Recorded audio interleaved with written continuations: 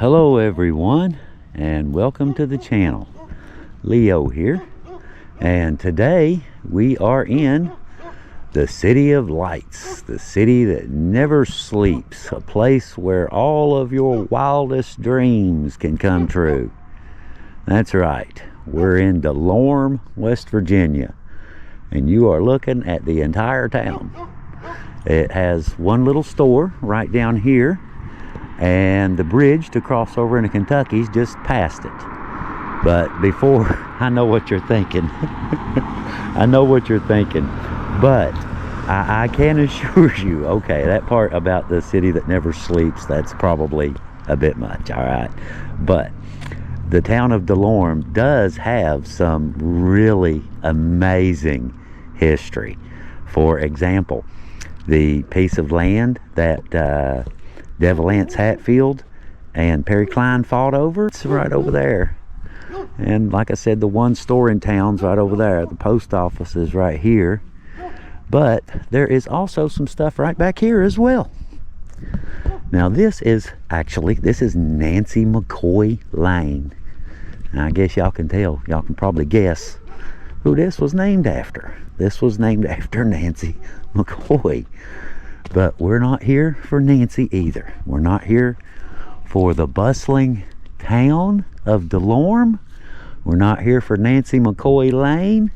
We're not here for the property they fought over. We're not here for the little store. We're not here for any of that. What we are here for today is right back in this little corner beside this church. Now this, right back here, is a graveyard. This is the Delorme Cemetery. Now, we came out here, I just finished doing a video here, as a matter of fact, about a man from this area.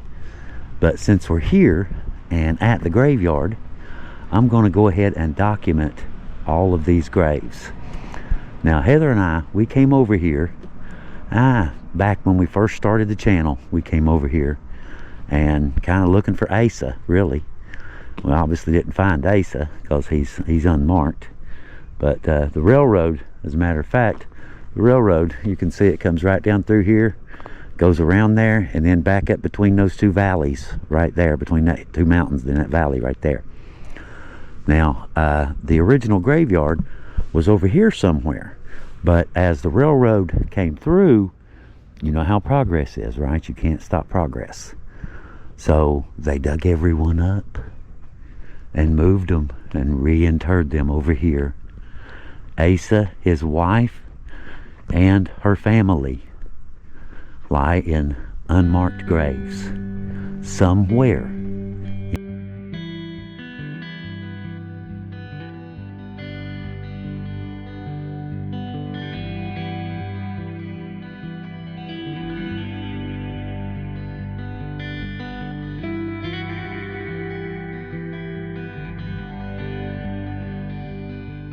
In this little tiny cemetery. Now, for those of you who don't know, I mentioned it in the other video as well. Asa Harmon McCoy was considered by some to be the first death of the Hatfield McCoy Feud. Now, some people will argue the point, saying that it was unrelated, but you know. But anyway, Asa and his wife and her family are somewhere in this graveyard in unmarked graves. But we're going to look around and just see who we do see who we can find, and have Heather, when we get back home, have Heather go through the video and see just exactly what she can turn up. And you never know the amazing stories we come up with all the time, you know, by looking around graveyards, just seeing who is there, and quite frankly, how they came to be there. So the people buried in here, they lived really hard lives. I mean, you've heard stories about southern West Virginia, the coal companies, coal industry, coal miners. Now throw the Great Depression on top of that. That's what we're talking about. But anyway, so, all right, let's get right into it, I suppose. Up first, we'll start right here in the corner where you come in at. There's right off the bat, there's a field marker. No name, just a field stone. But right here we have Ray, son of R.L. and I.E. Ellard, 1905 to 1925. Not dead, but sleeping.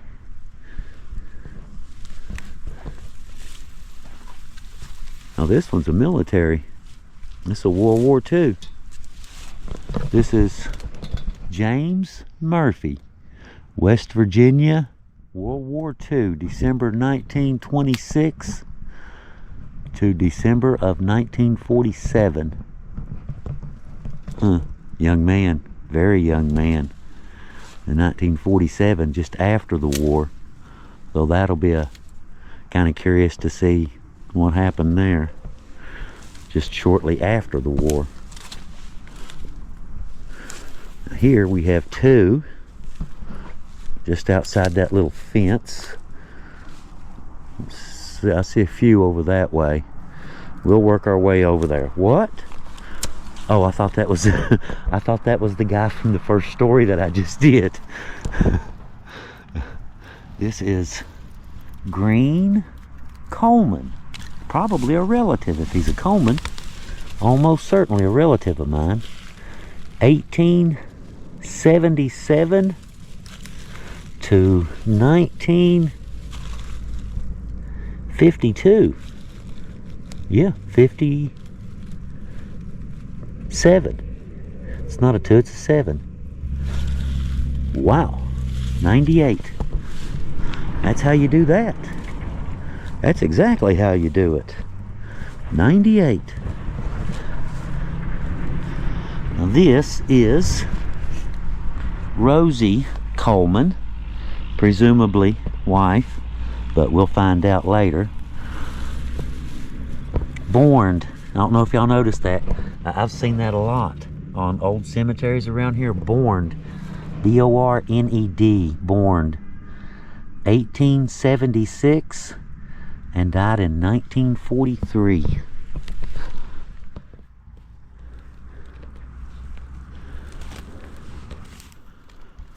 Okay, now I'm taking my time here. We try our best to not leave any soul behind. We try our very best.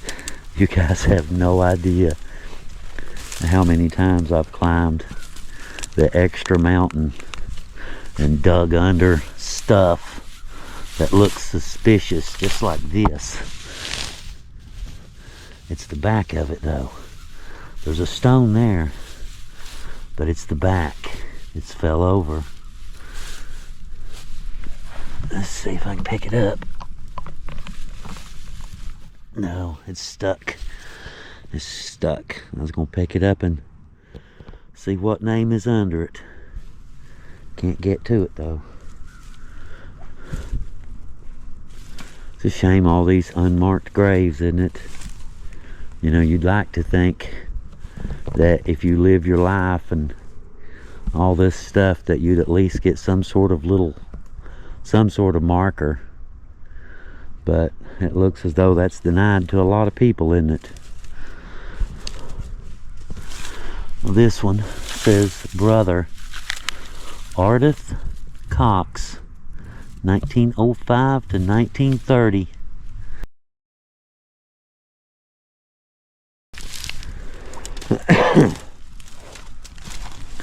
Okay, this is, hang on, B.O.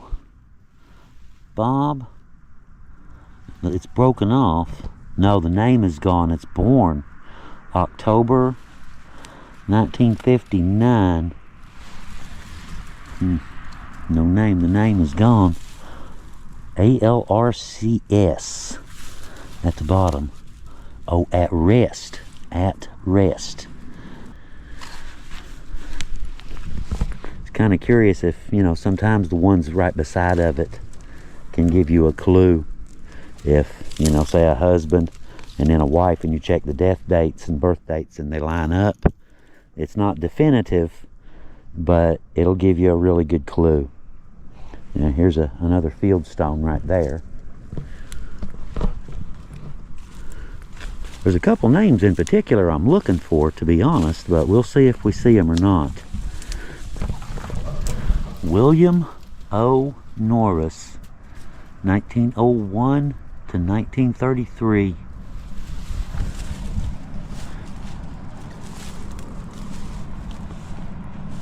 This one's a baby. You can tell by the lamb. Has the lamb on top. This is Ruth Myrie.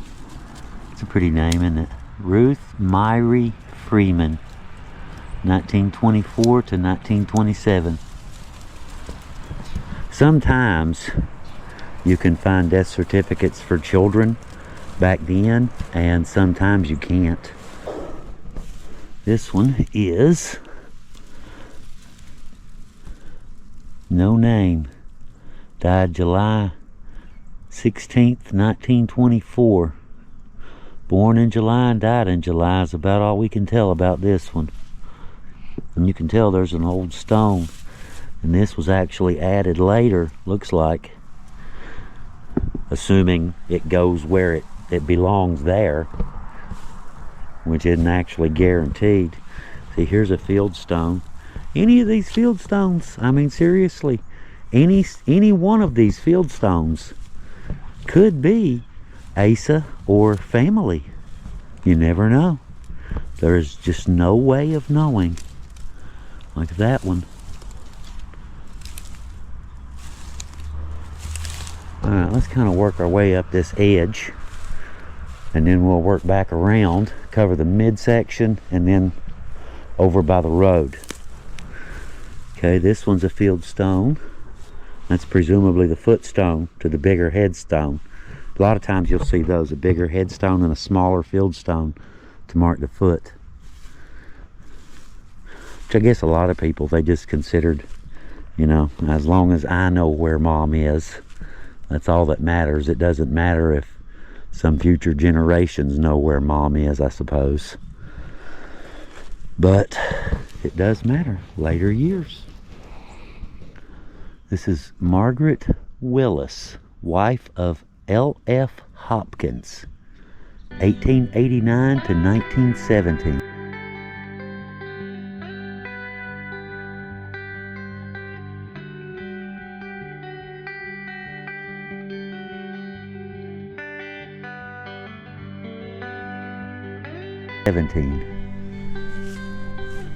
Here's a baby. Ensel, daughter of L.F. and Margaret Hopkins. That's right there, Margaret. This is their daughter, her daughter.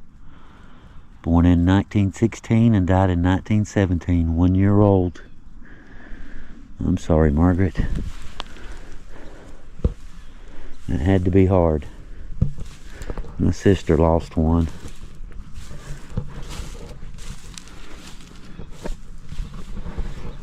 This is, get some weeds out of the way, C-H-L-O. I don't see any letters before it. C-H-L-O-E-S-S-A.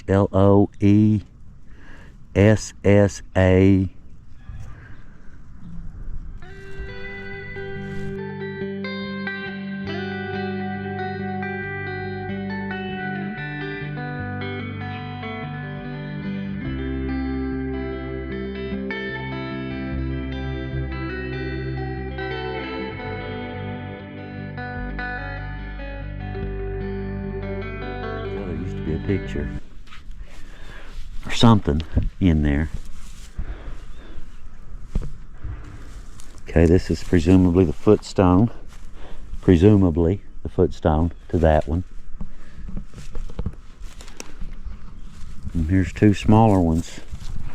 They look identical, but there's names. Smith. Borned, here it is again, B-O-R-N-E-D. Born August 3rd, 1931 and died August 3rd, 1931. It's a stillborn. August 3rd, 31 to August 3rd, 31. It's a stillborn. This one is a Smith as well. May, born, B-O-R-N-E-D, born May 19, looks like 14. Looks like 1914. But that's all I can tell. It's a Smith.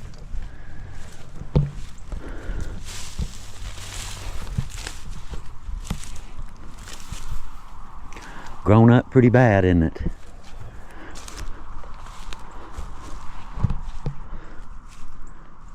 An old poke plant about 8 foot tall. See, I'm walking over some, and you can't even see it, you know. There's a footstone right there. But I don't see a headstone in either direction.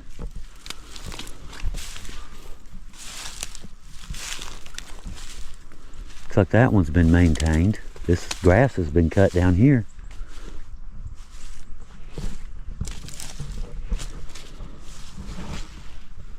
This is Carolyn C-L-I-C-K, born May 14th, 1896, and died March 1st of 1915.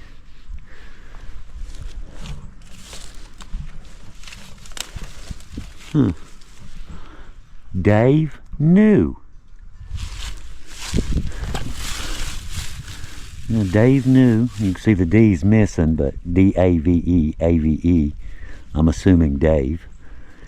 Born June 11th, 1902, and died February 2nd, 1935. So this is another depression. Like I told you, most of these people died pretty young. Very few were fortunate enough to reach old age. This is another New. George New. Born 1871 and died in 1926. Gone but not forgotten.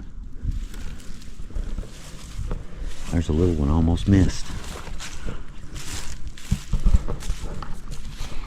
I try not to miss them if I can help it.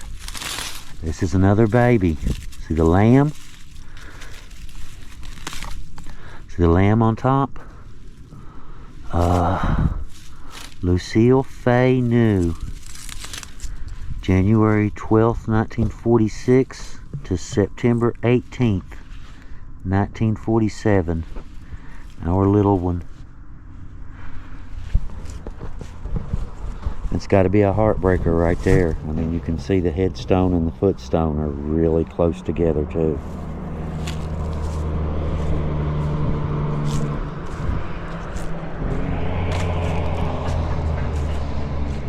I mean, like, all deaths are bad, but for some reason it just seems like, you know, losing a child would be that much harder. Okay, this was just a wall with marbles in it, but most of the marbles have come out over the years.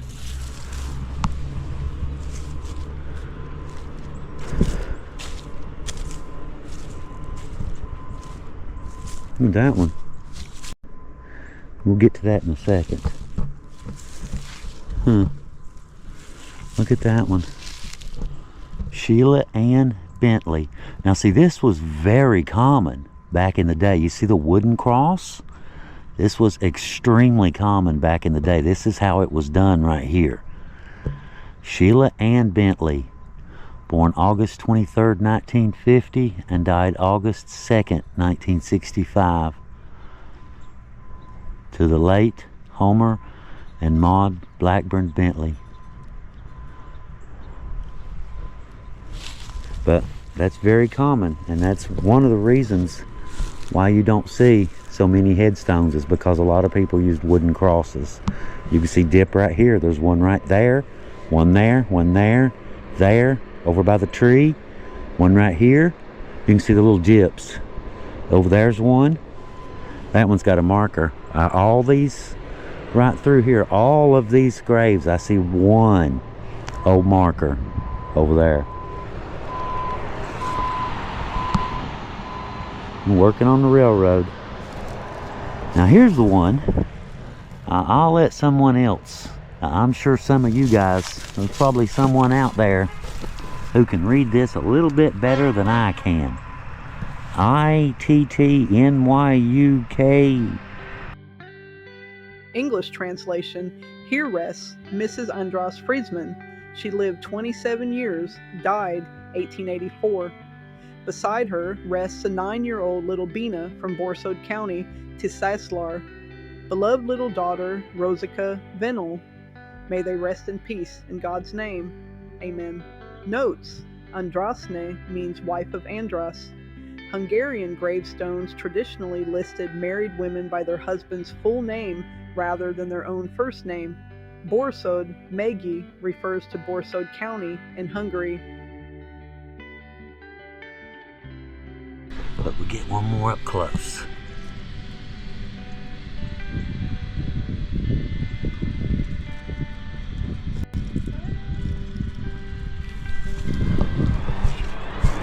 And we'll see, won't we? See, here's another child. I almost walked on that. There's a headstone and there's a footstone about 3 feet away. Almost stepped on it, didn't even notice it. R-U-P-U-S. R-U-P-U-S. Huh.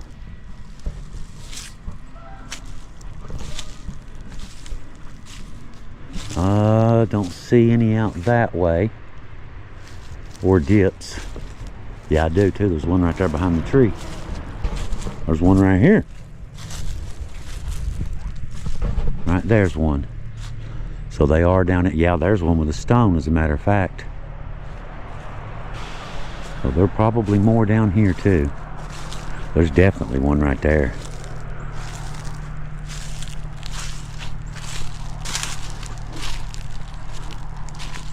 Be something finds one that says Asa Harmon McCoy that I didn't see before. That would be pretty awesome, wouldn't it? This is, I cannot even. Let me get down here a little closer. Get down in the weeds here. Squat down in the leaves. George P.A.R. Parks. Company C, 2nd Virginia something. Spanish SPAM War. This is Spanish-American War, guys. Look at that. Huh. SPAM War. Now that's an old grave. The Spanish-American War.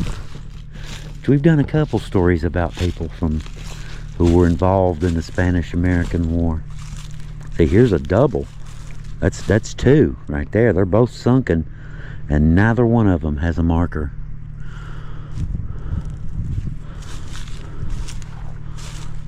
See, here's a dip right there.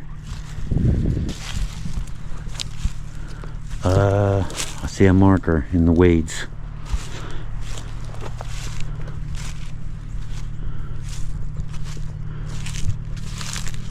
All the letters are gone. It's just the back part. No, wait.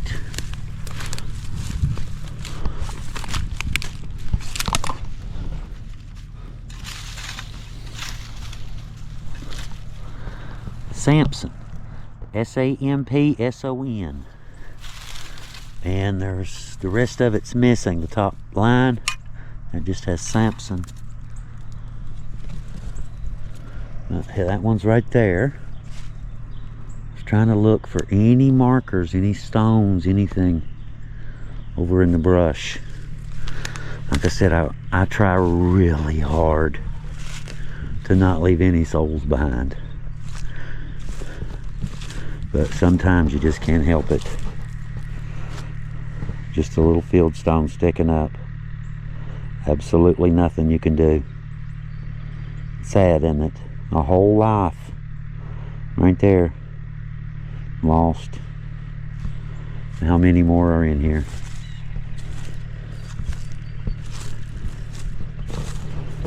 Another one. That one's it's a full size. I thought for a second it might have been a child's, but it's a long one. No name. You can see the plate, but there's nothing on it. Okay, all right, we'll do this and then the deep weeds. Save them for last. Okay, came up that side, so we'll work our way down through the middle. Save the deep weeds for last.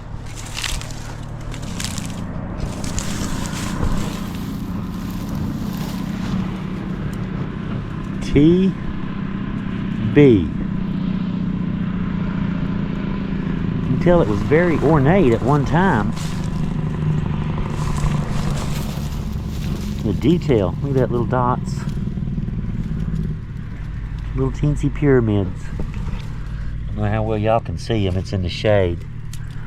That one just says TB.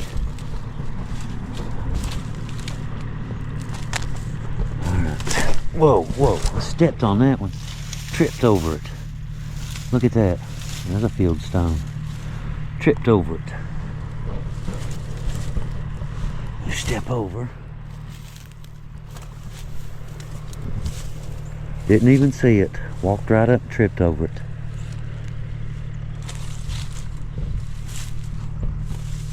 This one's a Schnell. Paul, son of William and Natalia Schnell. September 5th, 1911 to November 26th, 1911. Death is the crown of life. Huh, I never thought about it that way. Never really thought about it that way. You know, I'll be honest, I've heard a lot of explanations, you know, about death and a lot of theories and stuff, but I'll be honest, the best one I've ever heard was from The Strangest Place, Star Trek. Captain Picard said. He said that a lot of people feel that death is an enemy that stalks them all of their lives, but he chooses not to see it that way. He chooses to see death as a companion that goes with you and reminds you every minute to savor that moment, because it'll never come again. And I thought that was a really cool way to look at it. Thank you, Captain Picard.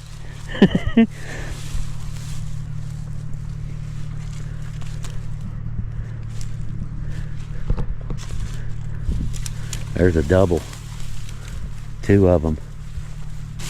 That, for all we know, you know, if Asa and his wife were brought in together, it's very possible that they could be in a double. And it would look exactly like that. Exactly. And think if that one's right in the middle too. Could be.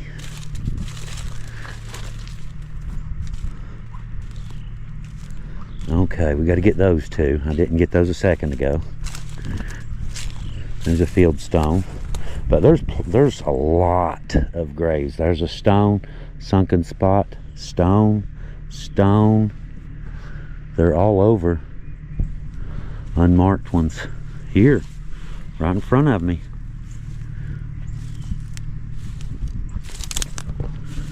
Well, this is Sidney Allen Chapman, 1889 to 1945.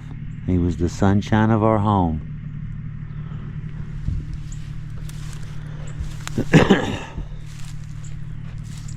Look at this one.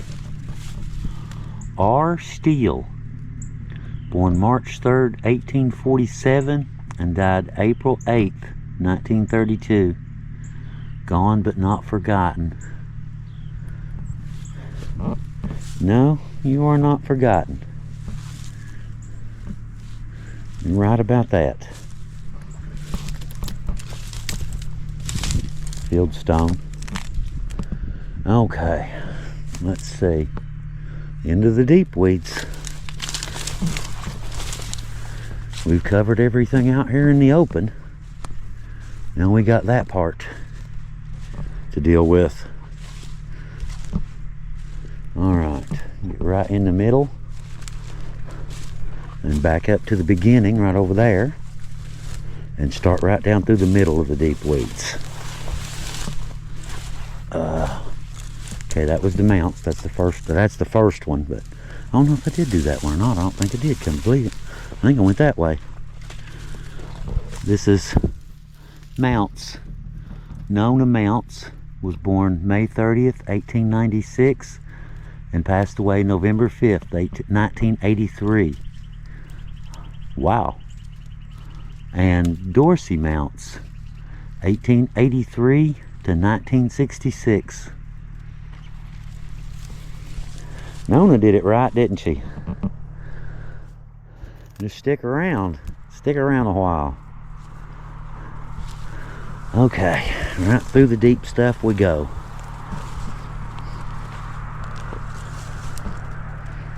Trying to look down through the weeds as I go.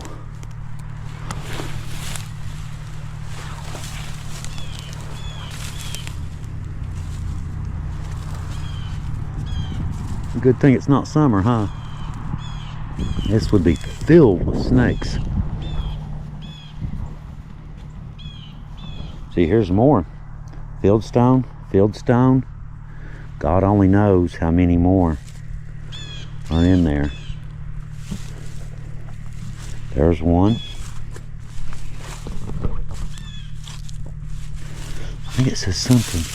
Yeah. J.B. Parker. Big P-A-R-K-E-R. Cannot make out birth or death dates. J.B. Parker. It says born, B-O-R-N-E-D, again, born, but the dates are gone. I see a...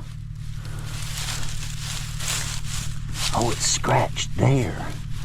Okay, I can see that. 1909. J.B. Parker, born February 19th, 1894, excuse me. Maybe that's enough. I am pretty sure this is the son of James Parker, who is also buried here. His name was Burns Parker. He was born the same year, and it also looks like the death date is 1909, but I can't prove it. I also don't know what the J would be. He could have had a longer name and went by his middle name, or JB. The following is a news article from the Bluefield Evening Leader, Friday, July 16th, 1909, page 2, Thacker, West Virginia, July 15th. The 14-year-old son of James Parker, an employee of the Red Jacket Coal and Coke Company, was drowned yesterday while bathing in Tug River with a crowd of other boys. He got into water beyond his depth and was drowned before assistance could be rendered to him as he was unable to swim. The body has not been recovered and the river will be dragged.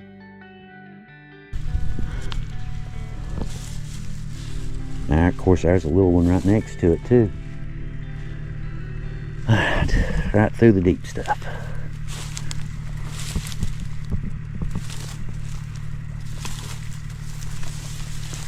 Up to my head, these weeds are.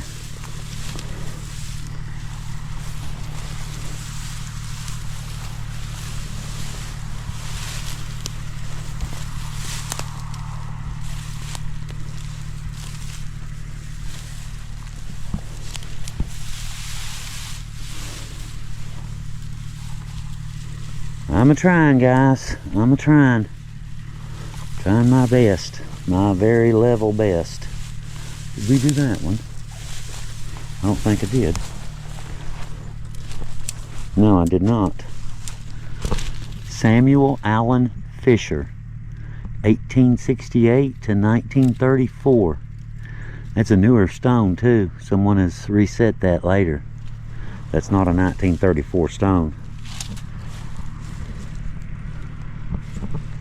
Okay, we'll come back to the weeds. There's a few over here. We'll get these.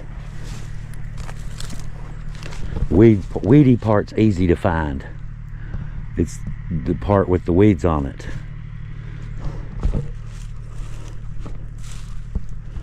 Delre.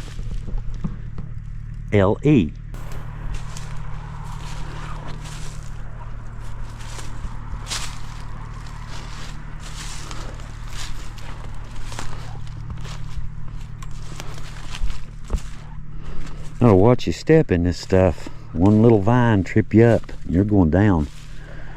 Better watch your step in places like this. Okay, this is Harold Dale, D-A-L-E, 1911 to 1958. We're still continuing that young trend, aren't we?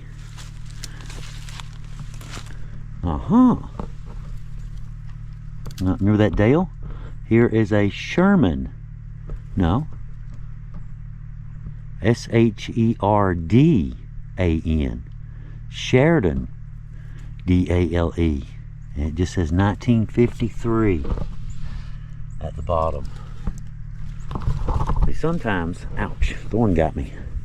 Sometimes this Dale can help identify a different, you know, family member or something. Sometimes, not always. Looks like we're working on something right there. Probably railroad. No, they're working right down there. Okay, we got this. That's that one metal plate that didn't have any name on it.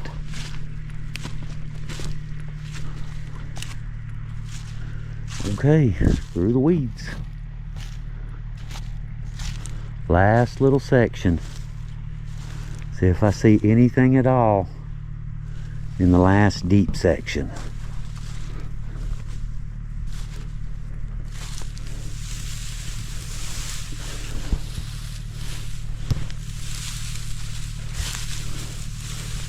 You can see where deer have been bedding down in these tall weeds. There's a deer bed right there.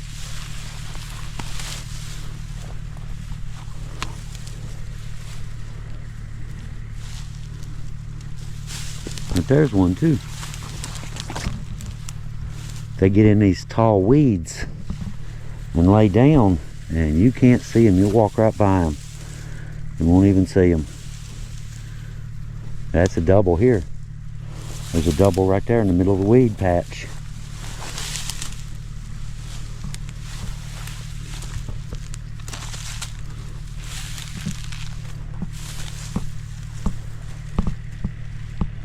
Very cool old place.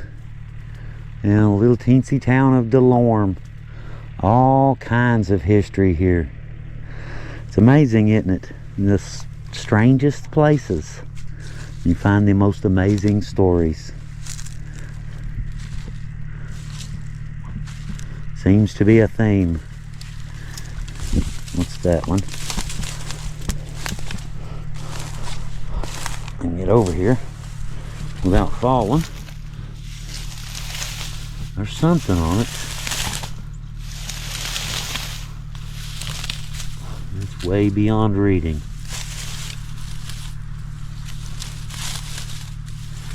Yeah, can't read that one. Okay, keep it going.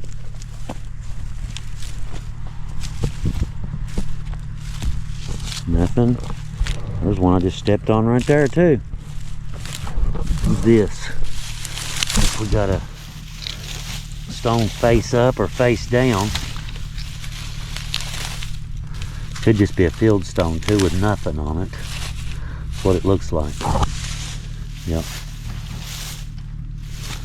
It's just a field stone that was standing up, but it's fell over now.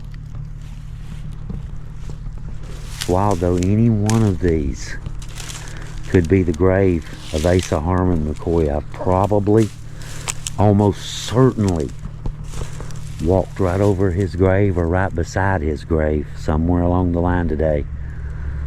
That is amazing. And at some point here, at some point today, I was actually close enough to Asa Harmon McCoy to shake his hand. It's wild, isn't it? Arguably the first death of the feud, the Hatfield McCoy feud. And we've literally walked close enough to his grave to shake his hand if he were alive. Okay, I don't think I see any in this big bunch right here. Don't see any. Okay, I believe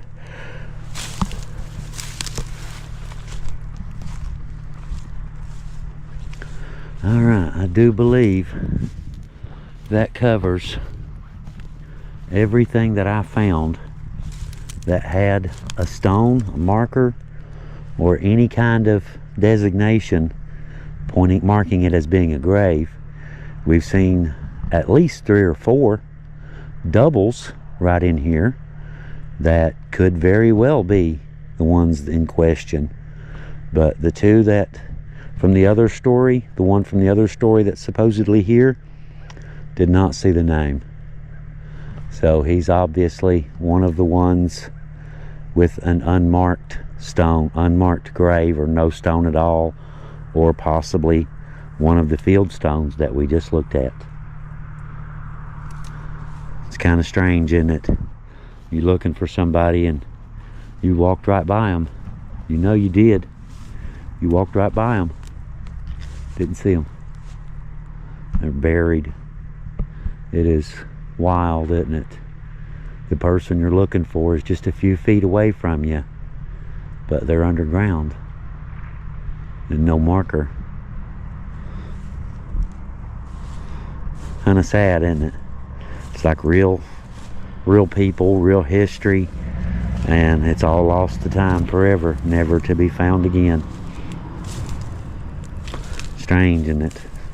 Of course, you never know. Some new technology could come along someday that sheds some light on this. To be honest, we found a jar of coins. You've heard the old saying about, you know, how old people back in the day would hide money in jars and bury it in the backyard. I've always heard that my whole life. Never found a jar full of money till I got up to Lance Hatfield's metal detecting behind Lance Hatfield's house and found a jar buried in the woods with silver coins from the proper time period. So, you know, when whoever buried those coins in that jar, they didn't know nothing about metal detectors. It didn't even dawn on them that someday somebody would invent a metal detector that you could simply pass over top of that jar filled with coins and find it. For all we know, 100 years from now, there may be some way of detecting who's where. Who knows? Who knows? Someday you may be able to scan an entire mountain and find all of the jars of coins and all of the this and all of the that, and be able to break down and examine an entire mountain without ever touching it. But for the time being, we're doing it the old way. We get out and we go look. Until that technology comes along, we'll be there.